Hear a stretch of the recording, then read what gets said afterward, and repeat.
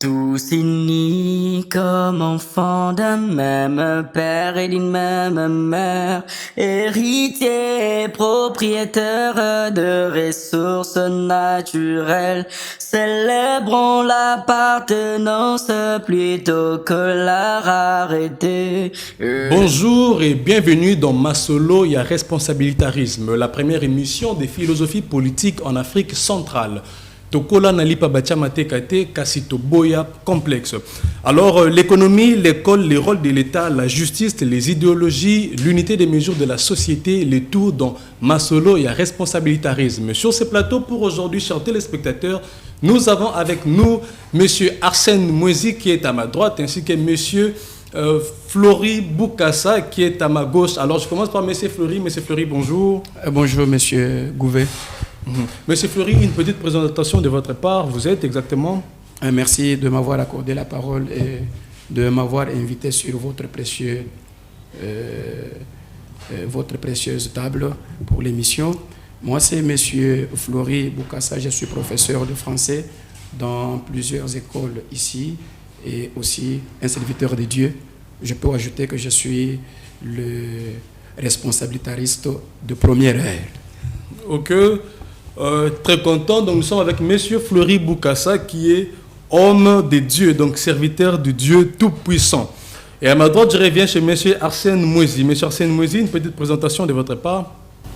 Bonjour Gouvet, merci pour l'invitation.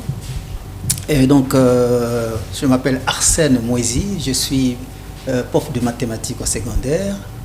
Je suis aussi écrivain. Voilà.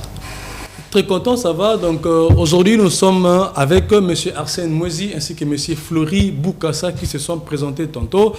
Et là, je retourne encore vers M. Arsène. M. Arsène, dites-nous, c'est quoi exactement la bonne nouvelle que vous nous ramenez ce matin avec les sujets intitulés les responsabilitarismes? Eh bien, comme vous l'avez si bien dit, nous amenons une bonne nouvelle. Pour paraphraser l'homme de Dieu qui est sur le plateau, vous savez que dans le monde entier, il y a beaucoup de chercheurs, beaucoup d'hommes politiques qui ont fait le constat que le libéralisme a montré ses limites. Le socialisme, n'en parlons pas. Comme vous savez, le communisme a périclité. Maintenant, c'est à peine s'il y a encore des partis sociaux-démocrates. Et donc, le monde est en recherche d'une alternative au capitalisme libéral et à la social-démocratie. Et nous venons apporter comme repas, comme bonne nouvelle, c'est que nous avons trouvé une alternative, c'est le responsabilitarisme. Ok. Une alternative aux sociodémocrates ainsi qu'au libéralisme, vous dites. Et Monsieur Fleury, je reviens à vous. Dites-nous, c'est quoi exactement être responsabilitariste? Merci. Je l'ai dit tantôt ici que je suis le premier responsabilitariste, le responsabilitariste de première heure. Un responsabilitariste en soi, c'est un partisan du responsabilitarisme comme doctrine politique. Voilà ce que je peux dire en quelques mots. Alors, c'est quoi exactement les grands combats ou encore la grande lutte que vous poursuivez en tant que responsabilitariste? Voilà. Comme responsabilitariste, nous voulons établir une société responsabilitariste. Et la société responsabilitariste, c'est celle où personne n'a raison de se plaindre. Une société dans laquelle personne n'a raison de se plaindre. Voilà. Mais c'est quand même étrange, Monsieur Arsène, je reviens vers vous. Une société dans laquelle personne n'a le droit de se plaindre, mais c'est quand même étrange. Aujourd'hui, je prends justement l'exemple avec la société quinoise, tout le monde se plaint. Aujourd'hui, traverser 2-3 communes dans un moyen de transport, tout le monde se plaint de tout. Alors, bâtir une société où personne n'a le droit légitime de se plaindre, comment vous expliquez cela exactement? En fait, il faut les prendre d'un point de vue complètement scientifique. Vous avez tantôt demandé ce que c'est que le responsabilitarisme. On peut en donner 3-4 éléments pour compléter Monsieur Fleury. Donc, non seulement c'est une doctrine de partisans de la responsabilité ou de la responsabilisation, parce qu'en fait, les responsabilitaristes, sa bataille, c'est d'instaurer une société dans laquelle, comme il a dit, aucune personne n'a de raison de se plaindre. Mais cela veut dire aussi que l'idéologie responsabilitariste, c'est celle qui a comme cheval de bataille de bâtir une société responsabilitariste. Et cela veut dire aussi que l'idéologie responsabilitariste, c'est en fait, ce sont des gens, des personnes comme lui et moi, qui pensons que pour bâtir une société juste, c'est très simple. La condition nécessaire et suffisante, c'est de responsabiliser chaque citoyen. C'est pour ça que vous avez donc cette définition qui vous a donné, c'est de dire que c'est la société dans laquelle aucune personne n'a des raisons de se plaindre. Monsieur Arsène, sans pour autant vous interrompre, mais lorsqu'on parle déjà d'une société où personne n'a des raisons de se plaindre, mais je pense que les Chinois nous ont déjà donné un très bel exemple lorsqu'on nous parle de la fameuse citation de Mao qui nous dit exactement « Apprends-moi à pêcher et je n'aurai plus jamais faim ». Alors je pense que c'est dans les mêmes cadres que vous intervenez. En fait, nous venons contredire cela. Contredire les Chinois. Les Chinois. L'adage chinois est complètement faux. Ok. Et justement, parce qu'il n'avait pas tout à fait répondu à la question elle-même, vous m'avez demandé, vous avez dit que c'était étrange, une société dans laquelle personne ne se plaint. Eh bien, qu'est-ce qui se passe en réalité? Il se passe que, aussi bien les socialistes que les libéraux, ils ont fait croire au monde que ce que les gouvernants doivent faire, c'est de mettre fin à la faim. Okay. C'est de mettre fin au chômage. C'est de mettre fin à la pauvreté. Vous voyez? Et même le FMI, la Banque mondiale, l'ONU, ils nous chantent les mêmes chansons. Alors, ce que vous avez dit tantôt, c'est quoi? C'est de dire que si nous allons dans les rues de Kinshasa, nous allons trouver que les gens se plaignent. Ben, ça veut dire que le libéralisme et le socialiste, malgré toutes ces années, des centaines d'années qu'ils gouvernent, ils n'ont jamais réussi à mettre fin ni au chômage, ni à la pauvreté, ni à la faim. Alors, maintenant, vous me dites que selon les Chinois, en fait, l'adage chinois veut dire qu'il y a une solution. Alors, que dit l'adage chinois? Ils nous disent, si vous me donnez du poisson, j'aurai encore faim. Mais si vous m'apprenez à pêcher, je n'aurai plus faim. Ça veut dire que la solution pour que les gens n'aient plus faim, c'est de faire quoi? C'est d'apprendre aux gens à pêcher. Ça veut dire aussi que toutes ces années, ces centaines d'années, ces millénaires même, les secrets étaient là, mais on ne l'appliquait pas. La question serait alors, pourquoi les libéraux et les communistes et les socialistes ne nous ont jamais appris à pêcher pour qu'on n'ait plus faim? Eh bien, parce que même l'adage, comme je disais, est faux. Pourquoi l'adage est faux? Okay. Regardez. Considérons une société de la pêche. Donc nous reculons quelques centaines d'années en arrière, à l'époque où les gens ne vivaient que de la pêche. Okay. Ah bon. Voilà des dirigeants magnifiques qui comprennent que, puisque nous vivons de la pêche, ce qu'on doit faire, c'est d'apprendre à chaque citoyen à pêcher. À pêcher, exactement. Très bien. Ils apprennent à chaque citoyen à pêcher.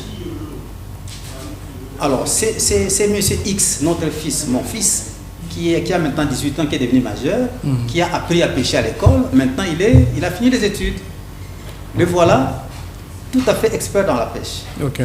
Mais le mardi, puisque c'est un des jours de la semaine, au lieu d'aller pêcher, eh bien, il joue au football avec des amis. Okay. Ou il joue aux cartes. Bien, il joue au jeu des dames. C'est un jeu que j'aime bien. Et finalement, c'était tellement intéressant qu'il n'a pas vu l'heure passer, c'est déjà le soir. Est-ce qu'il va manger? Oh, mais oui, ça c'est étrange puisqu'il n'aura pas de poisson, donc il aura faim. Bien qu'il sait comment pêcher. Vous voyez? Donc, il a appris à pêcher, mais il va dormir parfaitement affamé. Okay. Alors la question c'est, il va s'en prendre à qui? Ok. Vous voyez? Eh bien, du point de vue de l'adage chinois et du point de vue du monde actuel, je vous informe qu'il a des raisons légitimes de se plaindre. Okay. Parce qu'il pourrait dire, ah oui, j'ai passé mon temps à jouer aux cartes parce que de toute façon, j'attendais que l'ami à qui j'avais demandé de me prêter le filet puisse m'en donner. Quand il ne m'avait pas encore donné, je ne savais pas aller à la pêche. Donc, si je meurs de faim aujourd'hui, c'est parce que l'État ne m'a pas donné des filets et mon ami là ne m'a pas prêté le sien non plus. Okay. Mais vous voyez, Cette plainte est légitime parce qu'effectivement, quand on sait pêcher, mais si on n'a pas de filet, on ne peut rien faire, on ne peut pas exercer son métier. Mais là, justement, les probabilités s'amplifient puisqu'on peut manquer des filets pour pêcher, mais également on peut aussi rater les poissons dans la mer, c'est ça? Ah, ben vous m'ajoutez un autre élément. Ça veut dire que même si quelqu'un sait pêcher, même si quelqu'un a les filets, mais il peut aller et ne pas trouver du poisson. Ça, c'est encore une raison légitime de se plaindre.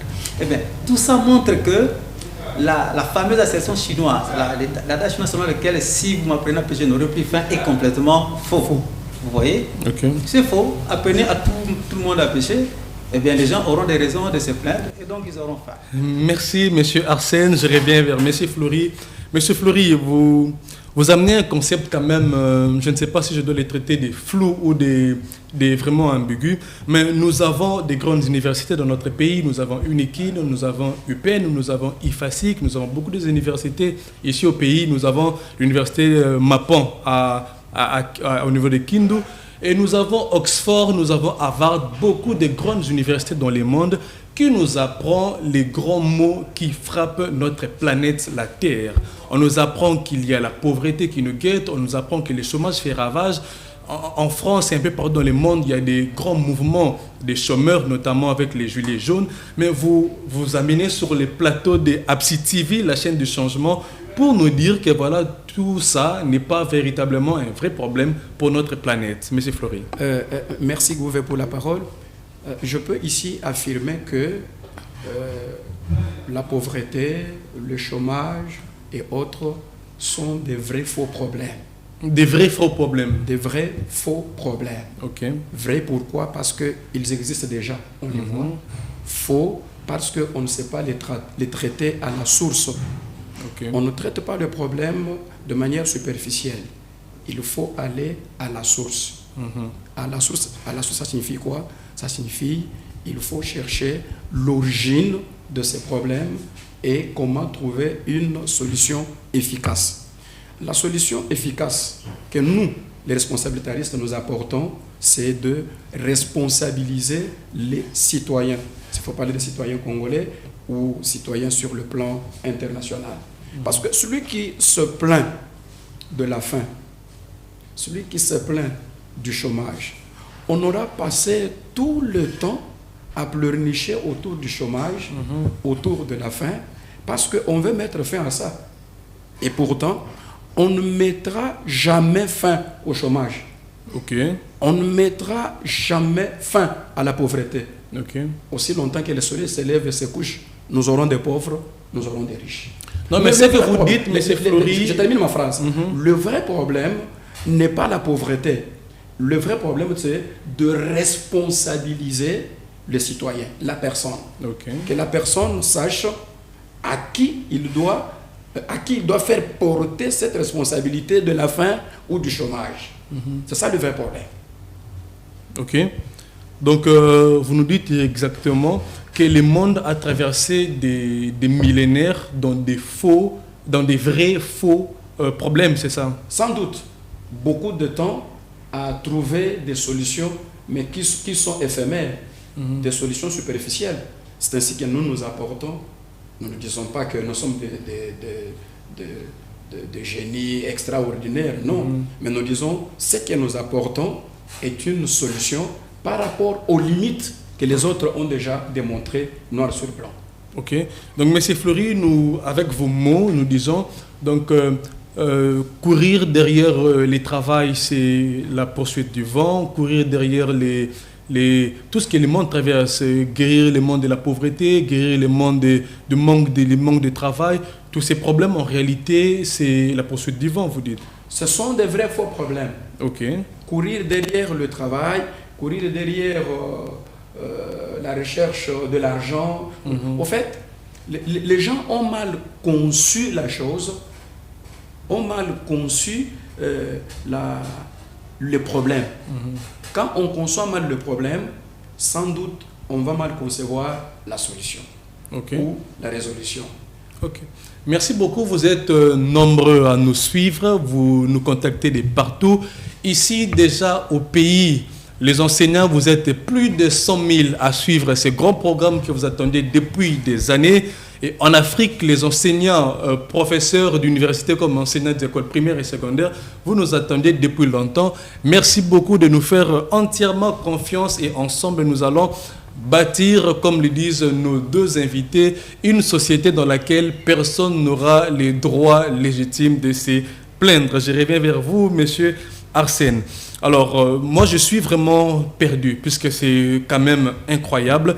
Aujourd'hui, le monde a des grandes institutions. Nous avons l'ONU qui est là, nous avons la Banque mondiale, nous avons le FMI, nous avons toutes ces grandes institutions qui se battent justement pour nous délivrer du chômage, nous délivrer de la pauvreté. Alors, vous allez nous faire croire aujourd'hui sur ces plateaux que depuis tous ces temps, nous avons couru derrière les vents. C'est exact, c'est une lutte don quichotesque. C'est Don Quichotte qui poursuivait, qui courait derrière les vents, et rassurez-vous, il ne pouvait rien faire. En fait, ce que mon collègue Flori a essayé de vous expliquer, c'est ceci. Je vais revenir un peu en arrière pour bien mieux vous répondre, parce que c'est là le nœud de la nouveauté. Okay. Prenons un problème comme la faim. Ok? Voilà. Il y a une question majeure. Est-ce que le problème c'est la faim? C'est pour ça que mon collègue vous dit que c'est un vrai faux problème. En fait, il peut me dire simplement que c'est un faux problème. Okay. Parce que la faim n'est pas le problème. Nous avons dit que nous nous battons pour responsabiliser chaque être humain, chaque citoyen. Ok? Regardez l'adage chinois. Les Chinois ont fait, les Chinois ont fait quelque chose d'intéressant. Ils ont dit, ne me donnez pas du poisson, mais apprenez-moi à pêcher. En réalité, c'est l'une des choses sur la bonne voie, mais pas la seule. Vous voyez? Donc, premier élément, dans une société responsabilitariste, c'est apprenez-moi à pêcher. Voilà. Mais, si vous avez compris ce que j'ai dit avant, il faudrait ajouter quoi? Une fois que nos enfants ont appris à pêcher et qu'ils ont maintenant 18 ans ou bien qu'ils ont fini les cursus scolaires, il faut leur allouer quoi? Les moyens. Les filets. Parce que c'est ça qui faisait qu'ils s'étaient pleins avant. Donc il faudrait ajouter à chaque citoyen le filet. Là, il a donc deux choses. Il a le métier. Il a appris à pêcher. Et deux, il a les moyens. Donc, monsieur Arsène, s'il vous plaît, l'effet de former nos enfants, de les livrer dans la société avec les métiers qu'ils connaissent, mais sans matériel pour travailler ce dont ils ont appris. Donc, c'est au fait ne pas résoudre le problème de la société, mais rajouter des problèmes à la société. Plus exactement, c'est ça qui fait qu'on n'arrive pas à la responsabilisation. Il y a un pas vers la responsabilisation, mais encore qu'on ne savait pas que c'était ça. Et comme on ne savait pas que c'était de la responsabilisation, on ne savait pas que c'était là la direction qu'il fallait suivre, on a bifurqué, on est allé ailleurs. Donc nous apprenons à nos enfants dans l'école, mais dans l'image que je prenais, nous apprenons donc aux enfants à pêcher. Et maintenant, regardez ce qui va se passer, parce que je voulais montrer exactement la nouveauté où elle se trouve. Si vous donnez à chaque enfant le filet, qu'est-ce qui se passe? L'enfant a les deux éléments. D'accord? Maintenant, est-ce que cet enfant pourrait mourir de faim? C'est ça la question. Parce que nous avons prétendu que nous voulions que personne n'ait plus faim. Voilà. Et c'est ça ce que le monde veut faire. Donc, de dire aux gens que non, on va faire la croissance économique, on y reviendra plus tard, pour que tout le monde, personne n'ait plus faim. Nous vous disons que cet objectif est faux. Ce problème et cet idéal est faux. Parce que, regardez, si nous responsabilisons chacun, si nous donnons à chacun le filet, il a appris à pêcher, ce qui va se passer, c'est qu'il pourra toujours mourir de faim, mais qu'est-ce qui est mort? C'est le bouc émissaire qui est mort. Vous voyez? Donc, il peut mourir de faim, mais il n'aura plus quelqu'un qu'il faut accuser. Vous voyez? C'est pour ça que dans un de mes livres, La société responsabilitariste, la 7e définition dit ceci. La société responsabilitariste, c'est une société qui réussit à tuer les boucs émissaires et qui se bat à les garder au cimetière. Vous voyez? Donc, ce que nous apportons comme nouvelle, c'est de dire, oh, mes amis, mes frères et sœurs, les véritables ennemis, notre ennemi, c'est les boucs émissaires. Ok. Vous voyez, tuons le bouc émissaire, enterrons-les, et bien le monde sera tranquille. Maintenant, regardez la nuance. Nous n'avons pas tué le chômage, nous n'avons pas tué la faim. Nous avons tué qui? Le bouc émissaire. Voilà. Ça fait que même si quelqu'un meurt de faim, mais ce qui change, c'est quoi? C'est qu'il ne peut que se désigner lui-même. Ok. Ah, c'est vrai que je n'ai pas à manger aujourd'hui, mais au fait, c'est ma faute.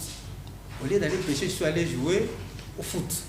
Eh bien, comme je n'ai personne pour me plaindre, c'est ça qui fait que je suis une personne non seulement responsable, mais responsabilisée.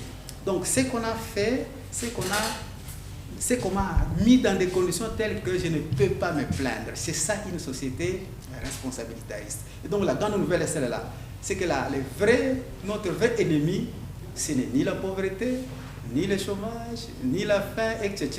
C'est tout simplement le bouc émissaire. Et nous apportons la solution pour le mettre au cimetière, c'est de responsabiliser chaque citoyen au niveau national, au Congo, et nous devons être les premiers, parce que c'est les fils du Congo qui sont les premiers à montrer cette voie. Les Congolais pensaient que du Congo, il ne peut rien sortir, et bien c'est fou. Tout à l'heure, tu as dit que tu as parlé de Oxford, de Harvard, de l'UNIKID. Eh bien, c'est vrai. Ils sont en train de dire à nos enfants que le problème, c'est le chômage, c'est la faim. On leur apprend comment lutter contre ça. Mais le fait que ça ne marche pas, parce que partout au monde, il y a le chômage. À quelques exceptions près, aux États-Unis, quand on fait bien, on est à 4%, à 96% de personnes actives. Le chômage. Encore que même là, il y a beaucoup à réduire, c'est le 96% qui travaillent. Dans les pays scandinaves, ils font parfois des meilleurs scores. Mais dans le reste du monde, dans un pays comme le nôtre, c'est combien de personnes? C'est catastrophique. On parle de 20%, 20 à 30% des gens qui ont... Ok. Merci beaucoup, M. Arsène. La fameuse phrase « Qu'est-ce qui peut bien sortir de la petite ville de Bethléem ?» Mais vous voyez, comme vous pouvez vous constater, de la RDC sort d'une très grande doctrine, le responsabilitarisme. Je pense que dans les jours à venir, il y aura beaucoup d'autres détails pour comprendre ce dont nous parlons. Nous rappelons que M. Arsène, qui est là, est un écrivain. Nous avons des livres avec nous ici. Il y a l'école responsabilitarisme, il y a l'école responsabilitariste, il y a la société responsabilitariste, et nous avons aussi un livre intitulé « Vrais et faux problèmes de justice sociale ». Messieurs Flory, je reviens vers vous, mais dites-nous, d'où vous tirez ces modèles de société responsabilitariste, puisque nous voyons avec les Saintes Écritures, comme vous êtes homme de Dieu, que Dieu au commencement avait tout créé et a juste mis l'homme comme responsable pour gérer la création. Dites-nous un peu, d'où vous sort l'idée du responsabilitarisme? Merci. Je vais ici faire valoir ma qualité d'un homme de Dieu. Dans la Bible, si nous sommes dans Genèse, je crois chapitre 2, l'exposé est là. Je pense que Adam était placé au jardin d'Éden. L'image, c'est qu'au jardin d'Éden, Adam n'avait pas besoin de travailler. Il avait tout à sa portée, ce qui reste aussi un peu faux. Faux. Okay. Pourquoi? Parce qu'il pouvait toujours mourir de faim, quoi que les fruits soient là, quoi que les animaux soient là, quoi que tout soit là pour qu'il consomme, il pouvait mourir de faim s'il n'avait pas fait usage de sa responsabilité. Ok. Voilà. Donc, depuis le jardin d'Éden, Adam avait la responsabilité de s'élever, de cultiver la terre, de cueillir les fruits, les consommer. Okay. C'est une responsabilité. M. Flory, déjà que le Congo, à l'heure actuelle, nous avons plus de 800 partis politiques. Alors, on est bien nombreux, la biso masolo ya bosal, bofongole biso boulangerie, ata na bibwa, to bofongole biso ata dépôt ya mapa na maluku. Alors, vous ramenez encore les mêmes sujets, déjà les mbisi, bakinois, après toute la longue liste de 800 partis, les Abakou, les Abari, les Bahami, ouais, avec les Assori, les Assokou, les Assomi, mais vous ramenez encore, je ne sais pas, un 900e parti politique. Qu'est-ce qui se passe exactement? Merci pour la question. Je pense que les sociétés de civilisation ancienne en la matière, quand elles sont face à la nôtre, elles trouvent la nôtre très puissante. Ok. Les Occidentaux, quand ils sont avec nous, ils sourient, et quand nous donnons les dos, ils s'énervent contre nous. Nous avons fait la honte. Vous imaginez dans un pays où on n'a que 2 doctrines, mais vous comptez 800 partis politiques. C'est une très grande honte. Ok. Une très grande honte. Tous ces 800 ou 850 partis politiques n'ont que 2 doctrines. Or, à la base, pour avoir un parti politique, il faut avoir une doctrine.